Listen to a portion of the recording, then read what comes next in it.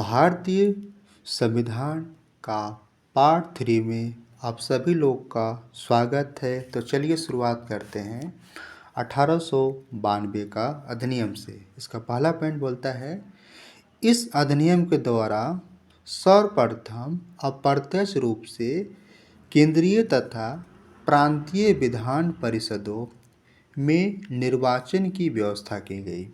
अगला पॉइंट, परिषद के भारतीय सदस्यों को वार्षिक बजट पर बहस करने और सरकार से प्रश्न पूछने का अधिकार दिया गया। लास्ट पॉइंट है, केंद्रीय विधान परिषद में न्यूनतम 10 तथा अधिकतम सदस्य संख्या 16 निर्धारित की गई। अगला अधिनियम है 1909 का मार्ले मेंटो सुधार अधिनियम। पहला पॉइंट क्या बोलता है, 1909 ईस्वी में लॉर्ड मार्ले इंग्लैंड में भारत के राज सचिव और लॉर्ड मिंटो भारत के वायसराय थे। दूसरा पॉइंट, केंद्रीय विधान परिषद में अतिरिक्त सदस्य की संख्या 16 से बढ़ाकर 60 कर दी गई। इसमें 32 गैर सरकारी सदस्य में से 27 सदस्य निर्वाचित होते थे, जिनमें 15 सदस्य मनोनीत होते थे। अगला पॉइंट है, सांप्रदायिक प्रतिनिधित्व का प्रावधान इस अधिनियम की मुख्य विशेषता थी। इसी कारण लॉर्ड मिंटो को सांप्रदायिक प्रतिनिधित्व का पिता कहा जाता है। अगला पॉइंट है, इस अधिनियम के अंतर्गत पहली बार किसी भारतीय को वायसराय और गवर्नर की कार्य परिषद के साथ एसोसिएशन बनाने का प्रावधान किया गया। इसमें लास्ट पॉइंट है, इसके द्वारा presidency corporation, chamber of commerce, विश्वविद्यालयों और जमींदारों के लिए अलग प्रतिनिधित्व का प्रावधान किया गया। तो बढ़ते हैं अगले अधिनियम की ओर, जिसका नाम है 1919 का भारत सरकार अधिनियम। पहला पॉइंट है, इसके अंतर्गत भारत में द्वैध शासन प्रणाली की स्थापना की गई। केंद्र में द्विसदनात्मक विधायिका की व्यवस्था की गई। अगला पॉइंट, इसके अंतर्गत प्रथम राज्य परिषद तथा द्वितीय केंद्रीय विधानसभा स्थापित की गई। अगला पॉइंट, राज्य परिषद के सदस्यों की संख्या 60 तथा केंद्रीय विधानसभा के सदस्यों की संख्या 145 थी, जिसमें 104 निर्वाचित तथा 41 मनोनीत किए जाते थे। अगला पॉइंट है, सर्वप्रथम प्रत्यक्ष रूप से विधायिका के सदस्यों के चुनाव का प्रावधान किया गया, जो कि प्रांतीय विधान परिषदों के संदर्भ में था। इसके अंतर्गत 8 प्रांतों में विधान परिषद का गठन किया गया। अगला पॉइंट इसी अधिनियम का, बम्बई विधान परिषद में 111, मद्रास विधान परिषद में 127, बंगाल विधान परिषद में 239, संयुक्त प्रांत की विधान परिषद में 123, पंजाब की विधान परिषद में 93, बिहार एवं उड़ीसा के विधान परिषद में 103, मध्य प्रांत एवं बरार के विधान परिषद में 70 और असम विधान परिषद में 53 सदस्य शामिल थे। अगला पॉइंट, इस अधिनियम को मॉन्टेग्यू चेम्सफोर्ड सुधार भी कहा जाता है। इसी में अगला पॉइंट, मॉन्टेग्यू चेम्सफोर्ड सुधार द्वारा भारत में पहली बार महिलाओं को वोट का अधिकार मिला। इसमें लोक सेवा आयोग का गठन किया गया। अगला पॉइंट, 1926 ईस्वी में सिविल सेवकों की भर्ती के लिए केंद्रीय लोक सेवा आयोग का गठन किया गया। अगला पॉइंट, 1927 में साइमन आयोग आया। लास्ट पॉइंट इस अधिनियम का, आरक्षित विषयों का प्रशासन गवर्नर और उसकी कार्यकारी परिषद के माध्यम से किया जाता था, जबकि हस्तांतरित विषयों का प्रशासन गवर्नर द्वारा विधान परिषद के प्रति उत्तरदायी मंत्रियों की सहायता से किया जाना था। अगला अधिनियम है 1935 का भारत सरकार अधिनियम। इसका पहला पॉइंट क्या बोलता है? भारत में एक फेडरल, हिंदी में बोले तो संघीय न्यायालय की स्थापना की गई, जो दिल्ली में स्थित था। अगला पॉइंट, अधिनियम में 321 अनुच्छेद और 10 अनुसूचियाँ थी। अगला पॉइंट, इस अधिनियम द्वारा भारत में संगठनात्मक सरकार की स्थापना की गई। नेक्स्ट पॉइंट, केंद्र और प्रांतों में शक्तियों का विभाजन किया गया। इस अधिनियम को भारत के मिनी संविधान का दर्जा दिया गया है। अगला पॉइंट, इस अधिनियम के द्वारा प्रांतों में दृढ़ शासन व्यवस्था का अंत कर दिया गया। इन्हें एक स्वतंत्र और स्वशासित संवैधानिक आधार प्रदान किया गया। अगला पॉइंट, इस अधिनियम ने केंद्र में दृढ़ शासन प्रणाली का शुभारंभ किया। अगला पॉइंट, इस अधिनियम में न केवल संघीय लोक सेवा आयोग की स्थापना की, बल्कि प्रांतीय सेवा आयोग और दो से अधिक राज्यों के लिए संयुक्त सेवा आयोग की स्थापना की गई। इसमें 11 राज्य में से 6 राज्यों में द्विसदनीय व्यवस्था प्रारंभ की।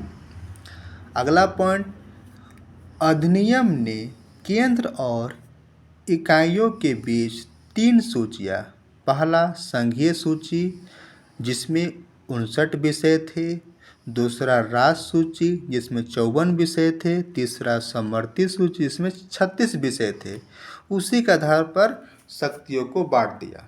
अगला पॉइंट है दलित जाति, महिलाओं और मजदूर वर्ग के लिए अलग से निर्वाचन की व्यवस्था की। अगला पॉइंट, इसके अंतर्गत देश की मुद्रा और साख पर नियंत्रण के लिए भारतीय रिजर्व बैंक की स्थापना की गई। अगला पॉइंट, 1935 के भारत सरकार अधिनियम द्वारा स्थापित संघ में अवशिष्ट शक्तियाँ गवर्नर जनरल को प्रदान की गई थी। अगला पॉइंट, भारत सरकार अधिनियम 1935 के प्रावधानों के अनुरूप 1937 में बर्मा को भारत से अलग कर दिया गया। इसी में अगला पॉइंट, भारतीय संविधान में राष्ट्रपति की अध्यादेश सरकार अधिनियम 1935 की धारा 42 से प्रेरित है। इसका आखिरी अधिनियम था 1947 का भारतीय स्वतंत्रता अधिनियम। इसमें पहला पॉइंट बोलता है, ब्रिटिश संसद में 4 जुलाई 1947 ईस्वी को भारतीय स्वतंत्रता अधिनियम प्रस्तावित किया, जो 18 जुलाई 1947 ईस्वी को स्वीकृत हुआ, एक्सेप्ट हुआ। अगला पॉइंट, 15 अगस्त 1947 ईस्वी को भारत एवं पाकिस्तान नामक 2 अधिराज्य बना दिए गए। पॉइंट, इस अधिनियम के अधीन भारत डोमिनियन को सिंध, बलूचिस्तान, पश्चिमी पंजाब, पूर्वी बंगाल, पश्चिमोत्तर सीमा प्रांत और असम के सिलहट जिले को छोड़कर भारत का शेष राज्य क्षेत्र मिल गया। तो अगला हम टॉपिक शुरू करते हैं भारतीय संविधान की रचना। इसमें पहला पॉइंट है, भारत ने संविधान को 26 नवंबर 1949 ईस्वी को अंगीकार किया। दूसरा है, संपूर्ण संविधान 26 जनवरी 1950 ईस्वी को लागू किया गया। भारतीय संविधान का पिता डॉक्टर B.R. अम्बेडकर को कहा जाता है। भारत को 26 जनवरी 1950 ईस्वी को गणराज्य घोषित किया गया। जब संविधान लागू हुआ तब उसमें 395 अनुच्छेद तथा 8 अनुसूचियां थी। पहली बार संविधान सभा की अवधारणा स्वराज पार्टी ने 1935 ईस्वी में प्रस्तावित की थी। मुस्लिम लीग के हटने के बाद संविधान सभा की सदस्य संख्या 299 थी।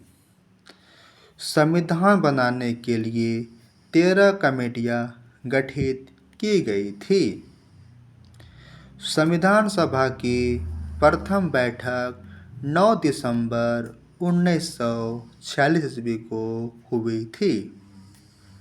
9 दिसंबर 1946 ईस्वी को प्रथम बैठक के दौरान संविधान सभा का अस्थायी सदस्य या अस्थायी अध्यक्ष डॉक्टर सच्चिदानंद सिन्हा को चुना गया।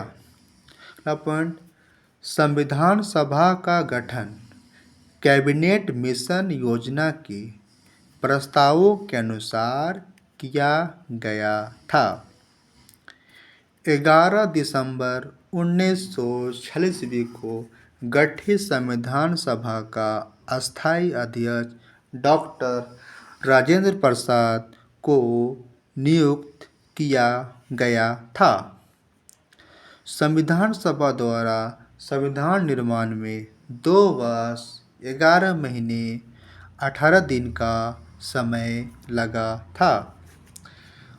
ब्रिटिश भारत की विधानसभाओं से चुने गए सदस्यों का पार्टीवार ब्यौरा इस प्रकार दिया गया है। कांग्रेस दल से 208 सदस्य, मुस्लिम लीग से 73, विनियनिस्ट मुस्लिम से 1, विनियनिस्ट अनुसूची से 1, कृषक प्रजा से 1, अनुसूचित जाति परिसंघ से 1, सिख या गैर कांग्रेसी से 1, कम्युनिस्ट से 1 और स्वतंत्र से 8, कुल मिला के 296 सीट था। अगला पॉइंट इसमें है, संविधान सभा के संवैधानिक सलाहकार पद पर श्री B.N. राव को नियुक्त किया गया था। 13 दिसंबर 1946 को पंडित जवाहरलाल नेहरू के द्वारा उद्देश्य प्रस्ताव प्रस्तुत कर संविधान निर्माण का कार्य प्रारंभ किया गया। 1947 ईस्वी के अगस्त में गठित प्रारूप समिति, इंग्लिश बोले तो ड्राफ्टिंग कमेटी का अध्यक्ष डॉक्टर B.R. अम्बेडकर को बनाया गया। संविधान सभा की अंतिम बैठक 24 जनवरी 1950 ईस्वी को हुई। संविधान को लागू करने के लिए 26 जनवरी का दिन इसलिए तय किया गया क्योंकि उसी दिन को कांग्रेस ने 1930 ईस्वी में आज़ादी दिवस के रूप में मनाया था। 42वें संविधान संशोधन में 53 अनुच्छेदों एवं 7वीं अनुसूची में संशोधन या बदलाव हुआ। सर्वोच्च न्यायालय में यह सर्वोच्च न्यायालय का गठन एवं शक्तियाँ अमेरिका के संविधान से लिया गया है। अगला पॉइंट है 22 जुलाई 1947 ईस्वी को राष्ट्रीय ध्वज अपनाया। 24 जनवरी 1950 को राष्ट्रीय गान अपनाया। उसी दिन राष्ट्रीय गीत को भी अपनाया तथा उसी दिन डॉक्टर राजेंद्र प्रसाद भारत के पहले राष्ट्रपति के रूप में चुने गए। Doctor B.R. अम्बेडकर ने संविधान सभा में 4 नवंबर 1948 को संविधान सभा का अंतिम प्रारूप पेश किया। केशवानंद भारती बनाम केरल राज्य निर्णय के अनुसार प्रस्तावना को संविधान का आधारभूत अंग माना गया है। सर्वप्रथम 1934 ईस्वी में स्वराज दल ने भारतीय के लिए एक संविधान सभा की मांग की। 1935 में भारतीय राष्ट्रीय कांग्रेस ने पहली बार भारत के संविधान के निर्माण के लिए आधिकारिक रूप से संविधान सभा के गठन की मांग की। अगस्त प्रस्ताव 1940 में पहली बार संविधान सभा की मांग को ब्रिटिश राज द्वारा स्वीकार किया गया। क्रिप्स प्रस्ताव में स्पष्ट रूप से संविधान सभा की रूपरेखा की बात कही गई। 1946 में मंत्रिमंडल शिष्टमंडल ने अपनी योजना के अंतर्गत वर्तमान संविधान की संरचना बनाई थी। भारत में विधान परिषद का विकास कैसे हुआ? पहली बार अलग विधान परिषद का गठन चार्टर एक्ट 1853 द्वारा हुआ। विधान परिषद ने भारत को सदस्य इंडियन काउंसिल एक्ट 1861 के द्वारा हुआ। विधान परिषद ने प्रश्न पूछने का अधिकार एवं बजट की आलोचना करने का अधिकार इंडियन काउंसिल एक्ट 1892 के द्वारा प्राप्त हुआ। पूरक प्रश्न पूछने का अधिकार, बजट पर पूरी तरह बहस करने का अधिकार, मतदान द्वारा निर्वाचन, प्रत्यक्ष इंडियन काउंसिल एक्ट 1909 में मिला। प्रत्यक्ष निर्वाचन प्रणाली का आरंभ केंद्रीय व्यवस्थापिका द्विसदनीय मतभेद की स्थिति में संयुक्त अधिवेशन भारत सरकार अधिनियम 1919 द्वारा प्राप्त हुआ। संघीय संविधान 6 प्रांतों में द्विसदनीय व्यवस्थापिका भारत सरकार अधिनियम 1935 के द्वारा प्राप्त हुआ।